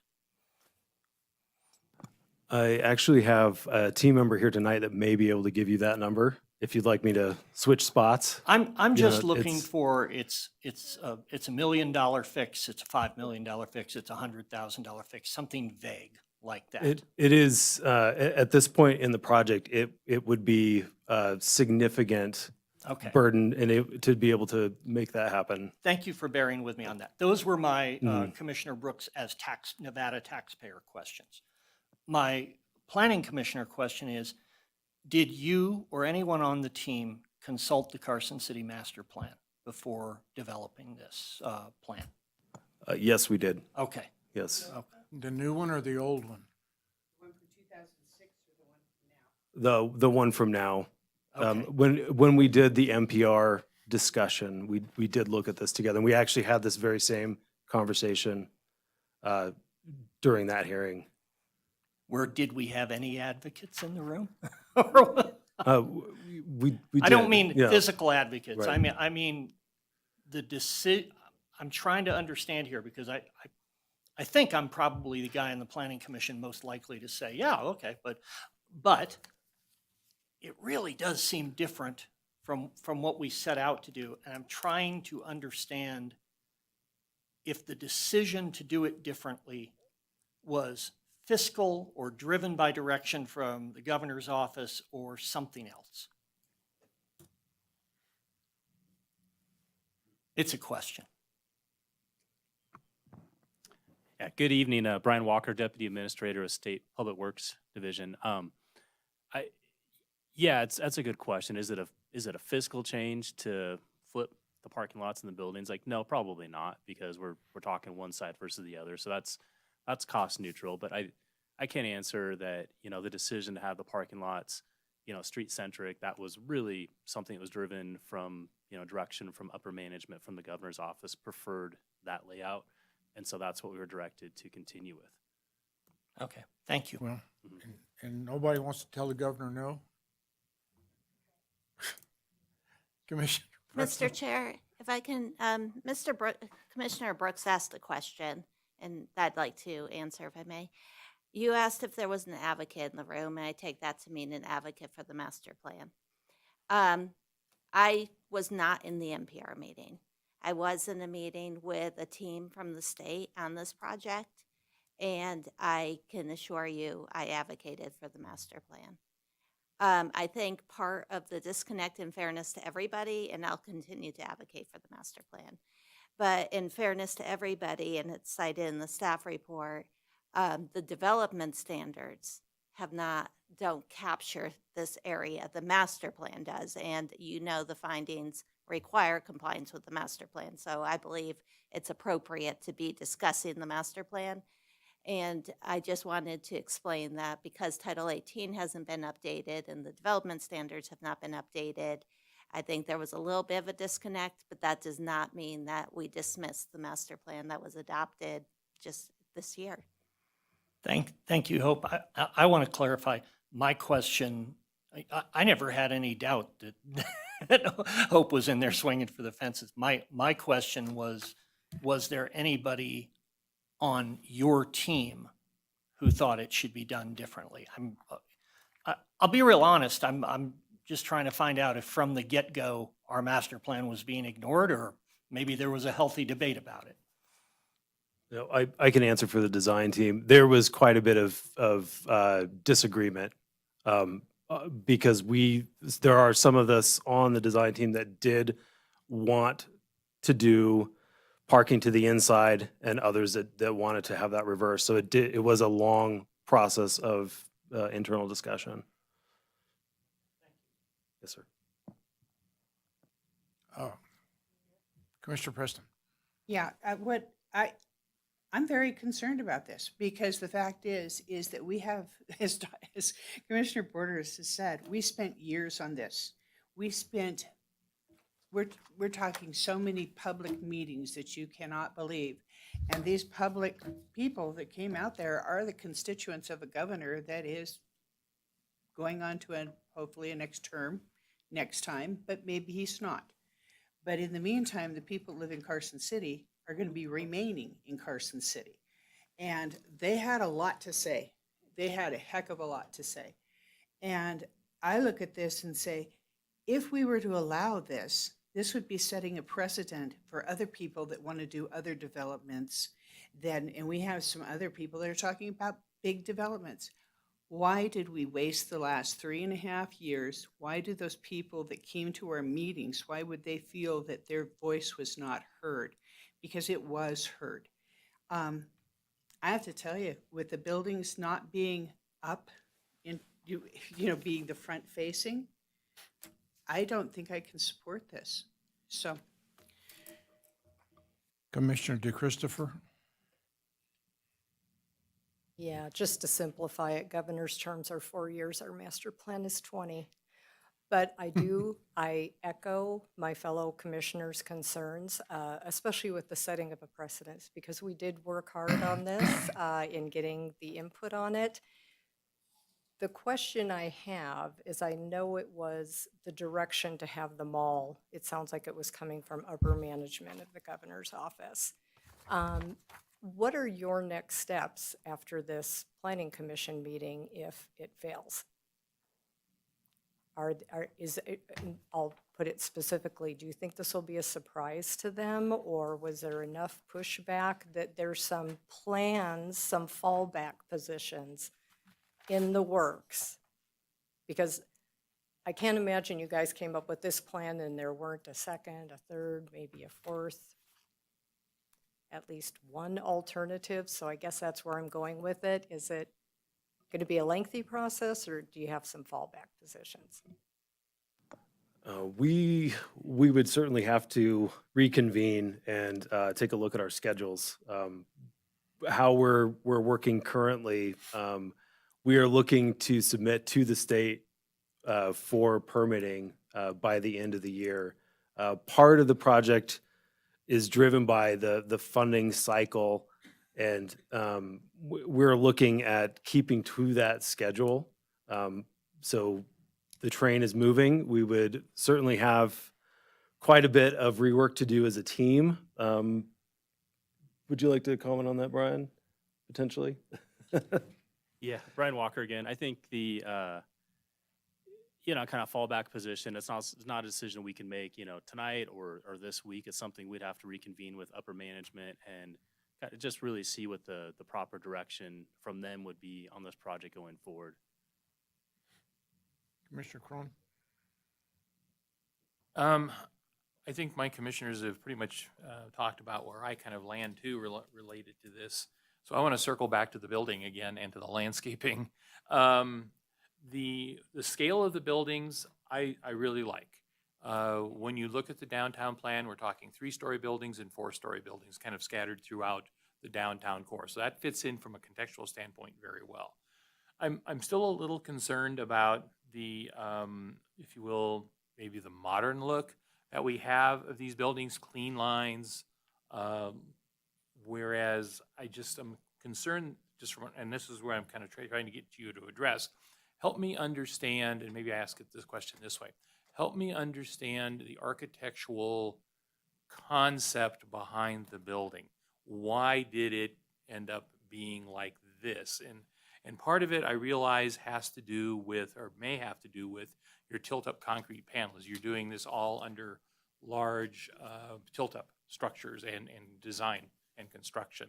So that may play into this. But to me, this has been something the community has a little difficult time struggling with, because we've seen some other projects come through, and when it's related to the downtown, it becomes a little problematic when you get too far down the modern road of architecture that the community tends to push back a little bit on. So that's the architecture side of things. On the landscape side of things, I really appreciate the intensity of landscaping and the mall concept. I really do. But I'm concerned about artificial turf. Why? I mean, we live in a desert. I get that. But Carson City, and especially if you're talking green out there, I guess I'm concerned is that if you're using artificial turf in these green areas, and I like the design concept that you've got, where you put these artificial turf in to give nice shots of the building in amongst the landscaping. I like that. But does that mean the mall's going to be artificial turf? Are we opening by allowing artificial turf to go in? Are we now looking at artificial turf in the mall, or is that going to be turf grass? And the reason I ask that is that when you look at the downtown, you have the Capitol complex there with the state legislature and the Supreme Court and the Capitol building. That's a beautiful park-like setting.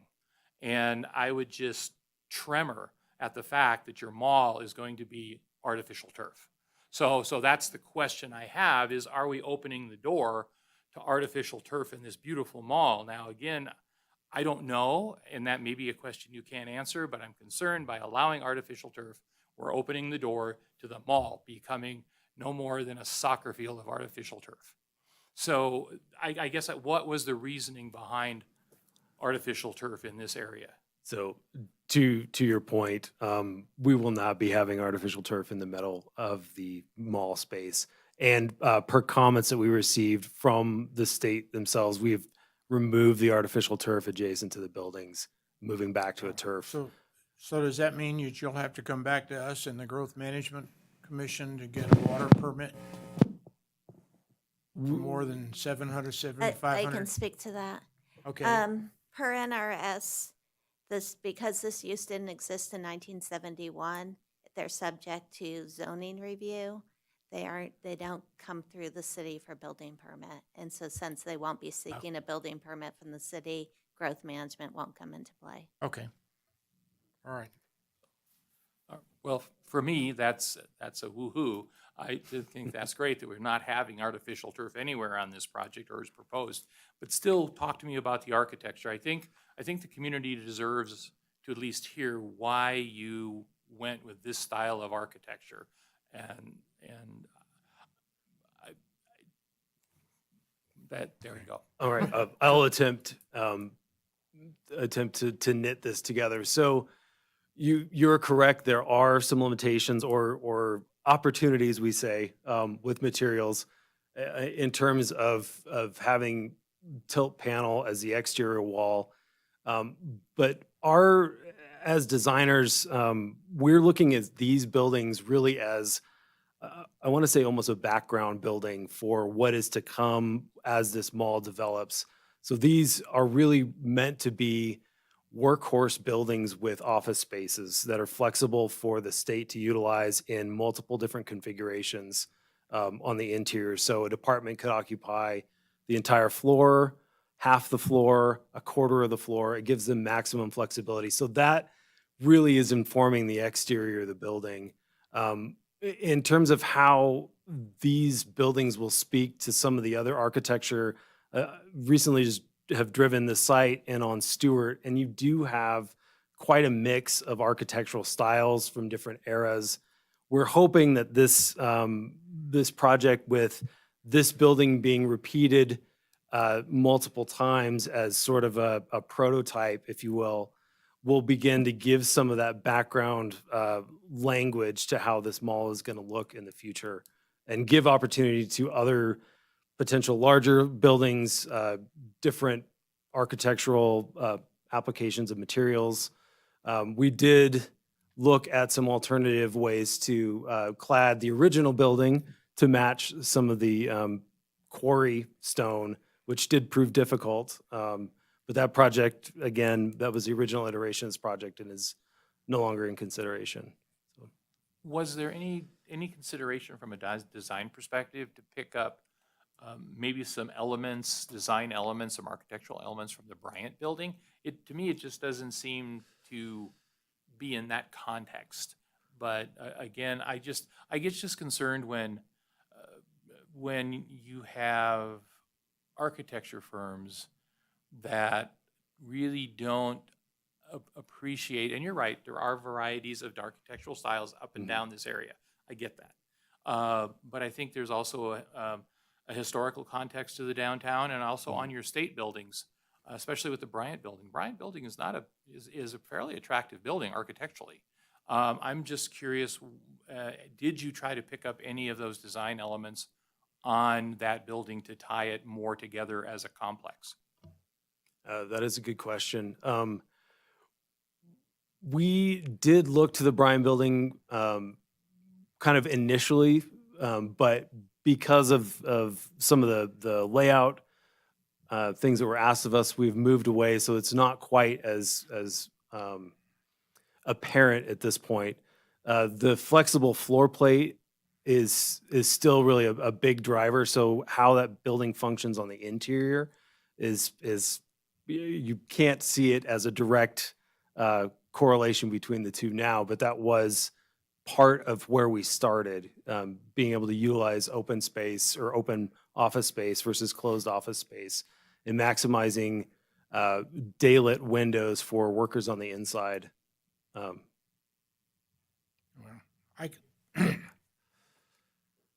I still have a problem with 140 offices, even though the building is flexible and you can shift things around. It's still 140 offices and there's 725 parking places.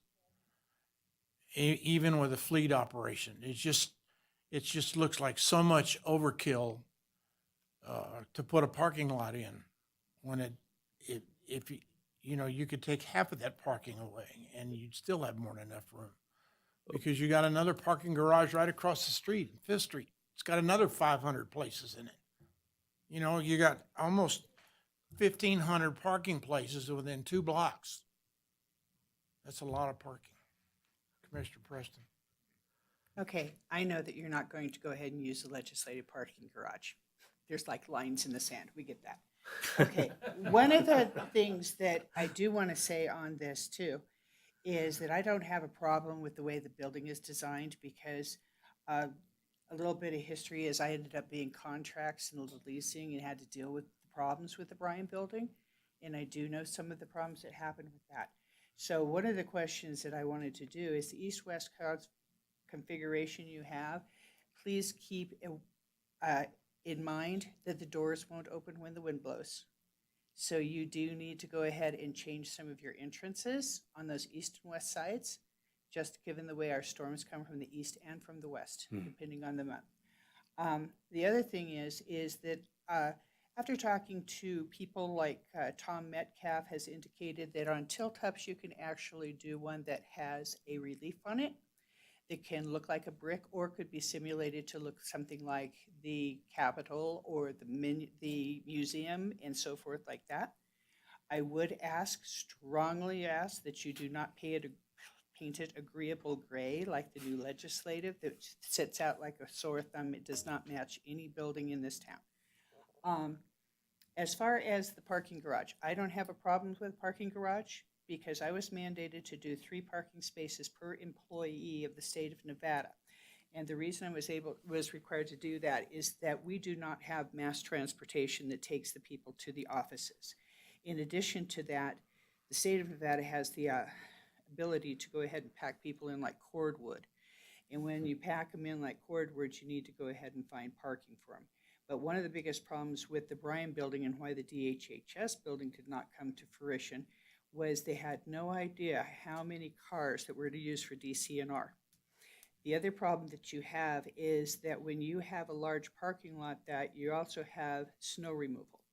And a snow removal for a building like the Bryan building, I used to take out more than 20 parking spaces just for gathering snow. And so that really will limit anything you can do. And on a bad snow year, it's a tough deal. But again, I'm going to say, even with saying that, the courtyard, the thing in the back, I can't even come up with the word right now. But if you bring the buildings to the corners, the way that this property was designed is you already have all your fiber optic, you have the electrical is all on the perimeter. It's not in the center. So all of that would be able to be brought in more readily available, and your own electrical would be to be lighting, the big main area. But it could be offset. Again, they need to come to the corners and they need to have some kind of relief. Other than that, I don't have a problem with the parking because I do know state of Nevada will not, that the executive branch will not be using the legislative branch, nor will they allow them to. So. Okay. There are 10 conditions of approval. Are they acceptable to you all? Yes, they are. Okay.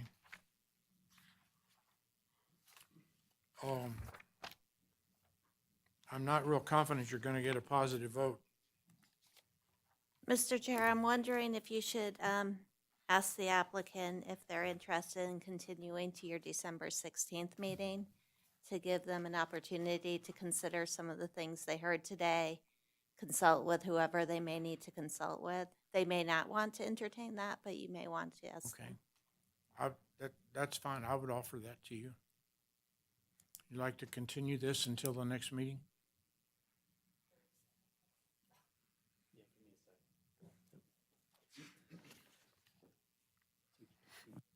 You want to recess for 5 minutes? Yeah.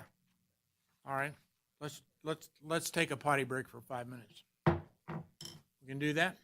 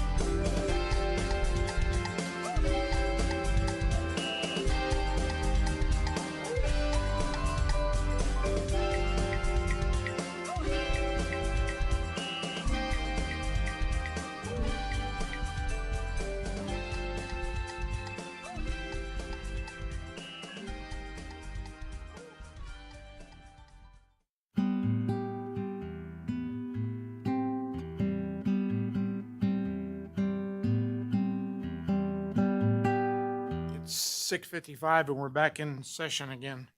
What's your pleasure? Yeah, Brian Walker again, thank you for that. I think we would accept that offer to continue this to the December meeting. I know you guys brought up a lot of points that we are not ready to fully respond to or have authority to make changes to the project. So that would give us an opportunity to go talk with our leadership and see what the steps could be on this project going forward.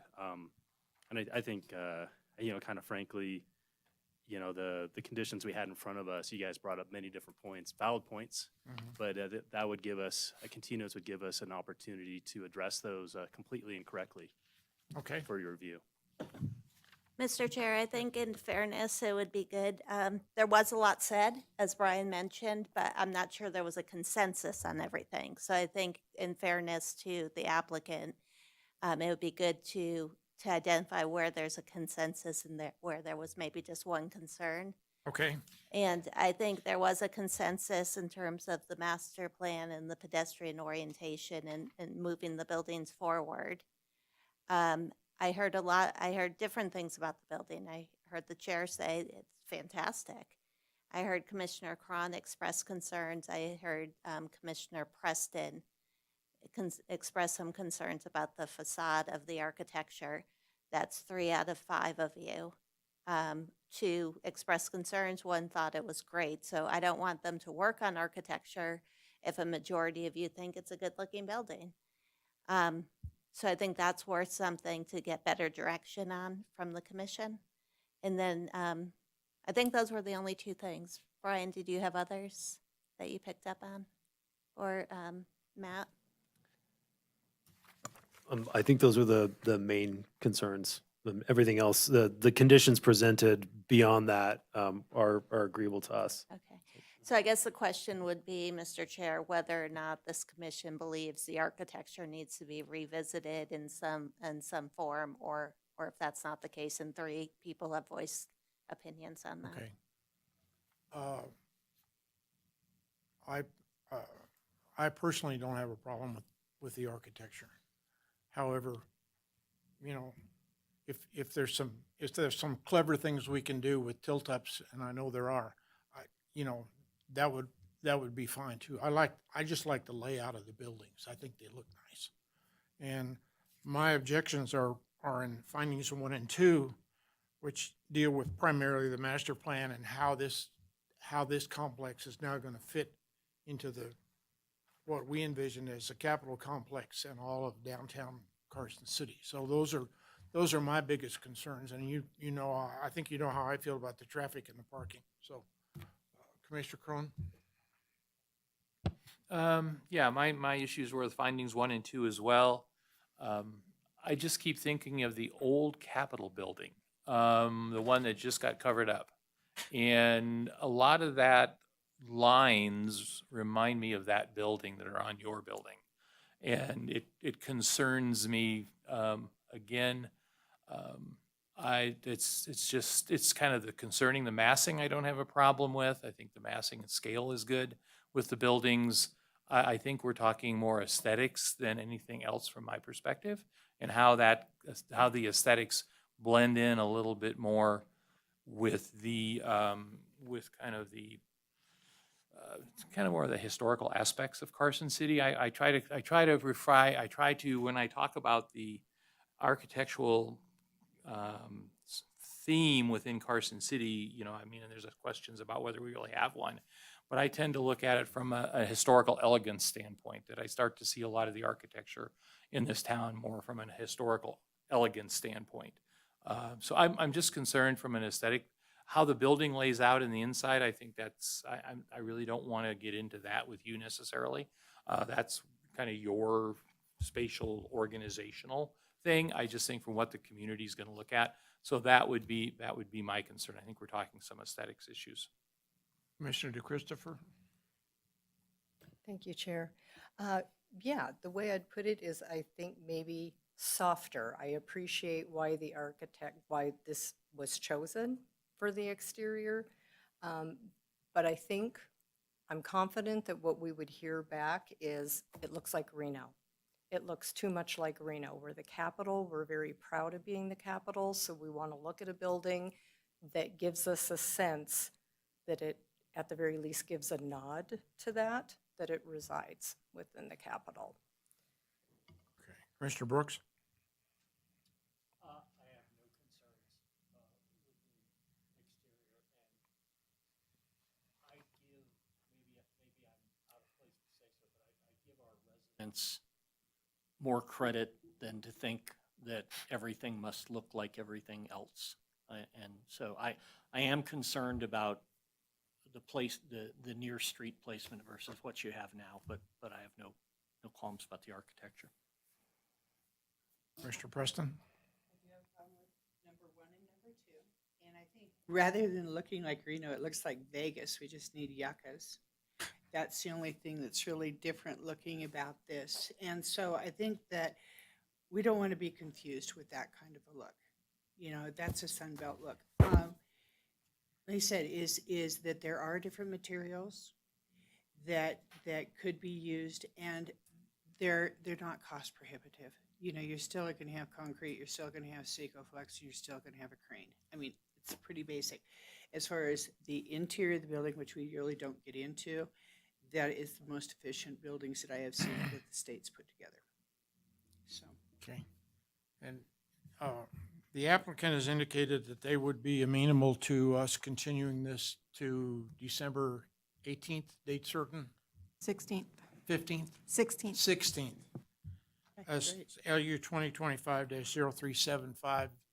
Can we have a motion to do that? And can you all just vote to continue the item to the meeting of December 16th? Do we need a motion? I'd like you to do it. All right, I'll move that we continue this item, LU 2025-0375, to the December 16th meeting with the concurrence of the applicant.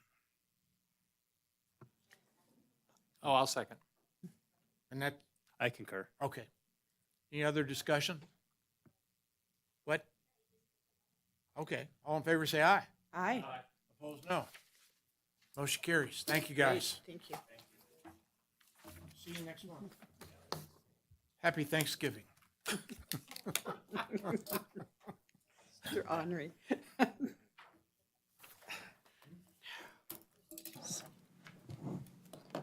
I watched 4 guys from IBM rewrite a $3 million proposal overnight. I know, I didn't think. Thanks, Brian.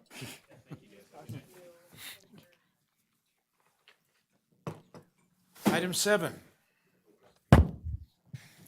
Director's report. Okay, so first we do Mackenzie's PowerPoint, which she's now using our brand.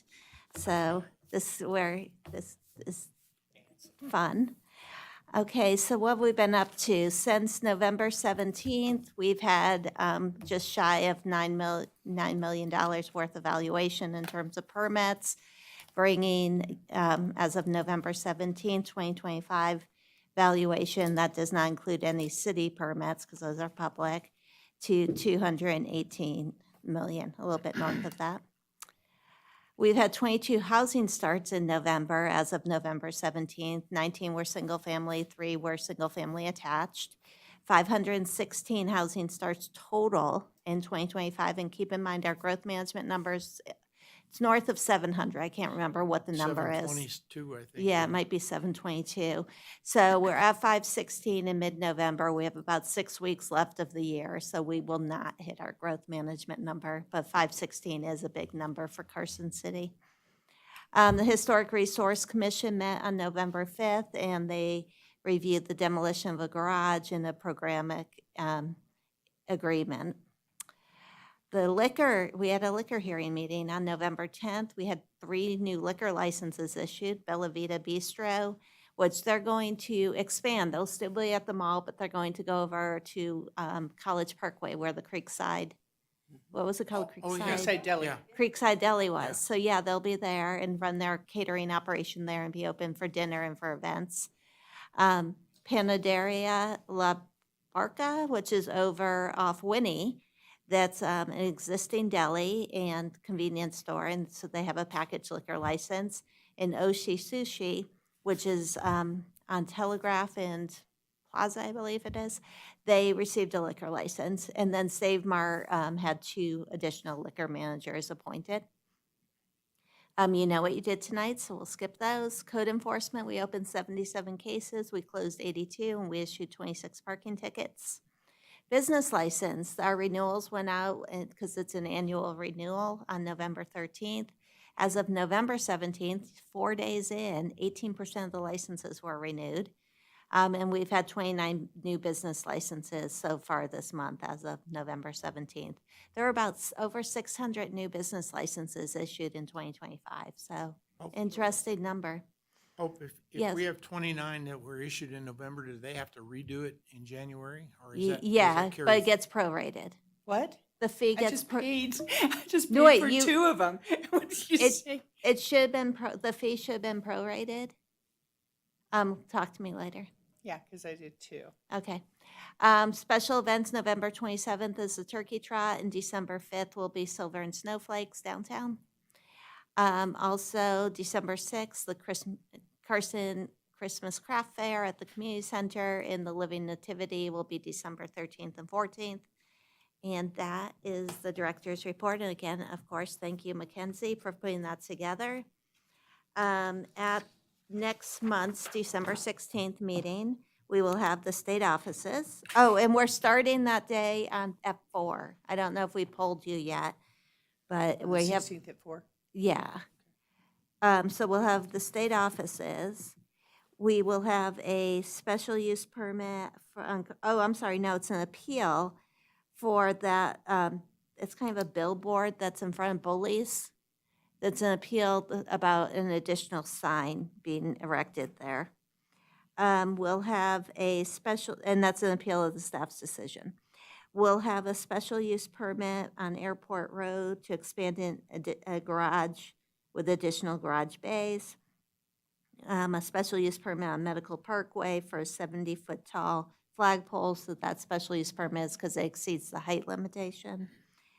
We will have a the Blackstone Ranch South subdivision. That subdivision, they've been having trouble getting through the Army Corps of Engineers permitting, and so they're just re-upping it, so it's good for 3 years. There's no changes to it, so that will be coming before you.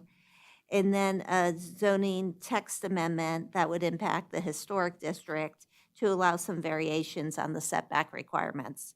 You also will have the master plan annual report. So because of that, what I brought with me, and we have a copy for the public at the table, is the action plan matrix. So you may remember when we did the master plan, the matrix was like all those action items, and we're like, what priority do we give it? And we had 5 priorities, and I think we were kind of tired at that point. So I wanted to hand this out tonight to you so that you could start looking at it, and particularly the priorities, because I think it's worth revisiting that and seeing if we got it right or if we were just a little tired and didn't seem to have enough options. I think that's my Did report. we not lower that to 3? Maybe instead of we 5? did. I think one of I the kept things- forgetting. I thought one of the things. You're did right. was We went 0 to 3. 0 to 3. 0 to 3. So yeah, so that's for next month, but I want to get it to you early. It's a public document, and we will put it down as late material. Thank you. Just so you have a chance to eyeball it before the packet goes out. And that, yes, it's 0 to 3. I kept saying 5. I think we were at 5 and then we We were at switched. Okay. Yeah, what will happen at the annual master plan report, well, every year we review the master plan. So we will do that next month. And what we will do is the different departments are reviewing the action matrix to see if they've taken action on it yet. And so we'll get those updates. We'll also see if there's any mapping errors we should correct, but we kind of already did that. And then we will, like, there's a text thing I'm going to ask to change as well. It's a minor text change, but I'm going to recommend that. And just, we'll see how we're doing on the action plan, what our priorities are, if we should be changing the priorities.